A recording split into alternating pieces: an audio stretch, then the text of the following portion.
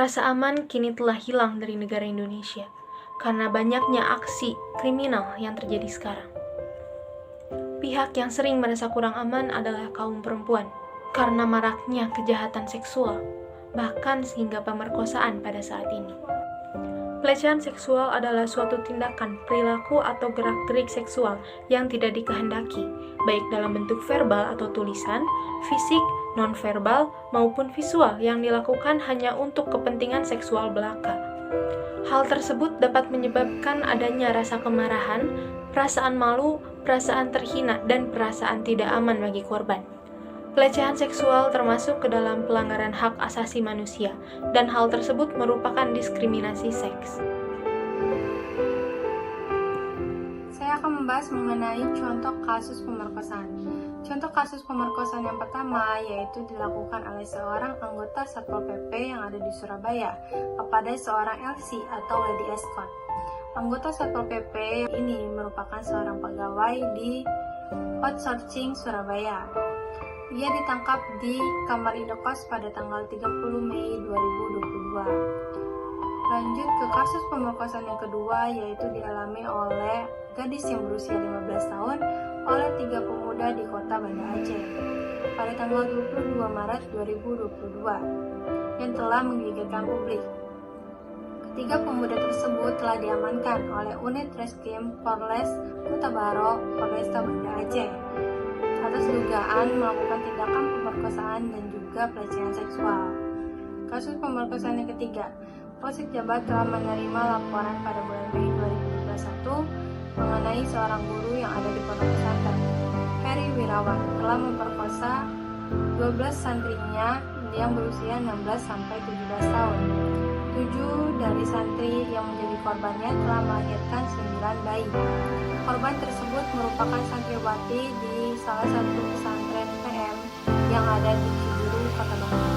Dari kasus pemerkosaan tersebut, terdapat hukuman bagi pelaku yakni Undang-Undang Nomor 35 Tahun 2014 tentang larangan untuk melakukan pemerkosaan. Dicantumkan pada pasal 76D, Jo pasal 81. Kemudian dalam Undang-Undang Nomor 23 Tahun 2004, pemerkosaan dapat dikategorikan sebagai kekerasan seksual sebagaimana dicantumkan dalam pasal 8, huruf dan ancaman pidananya dicantumkan dalam pasal 46. Seperti pada contohnya kasus Heri Wirawan, dikarenakan beliau memperkosa belasan santri, maka beliau divonis dipenjara seumur hidup. Dengan pasal 81 ayat 1, ayat 3 dan 5 Jo, pasal 76D Undang-Undang RI Nomor 17 Tahun 2016 tentang perubahan atas Undang-Undang RI Nomor 23 Tahun 2002 tentang perlindungan anak Jo, pasal 65 ayat 1 KUHP sebagaimana dakwaan pertama. Nah, dari hal tersebut ada beberapa hal untuk menghindari perlakuan yang tidak senonoh atau pemerkosaan, yaitu diantaranya yang pertama, biasakan berdoa untuk memohon perlindungan kepada Tuhan Yang Maha Kuasa. Yang kedua, berbusana sopan. Berpakaian menggoda acap kali menjadi magnet dan membahayakan, sebaiknya dihindari. Yang ketiga, sebaiknya tidak bepergian sendiri, apalagi jika solusi yang dituju cukup jauh. Dan di Indonesia ini kerap terjadi kasus pemerkosaan di mana-mana, seakan-akan pelaku itu tidak jerak atas kasus ini. Itu akan menjadi pertanyaan, kenapa pelaku itu tidak akan jerak untuk kasus pemerkosaan ini? Mungkin saja karena pelaku tidak mendapat hukuman yang setimpal di negara ini.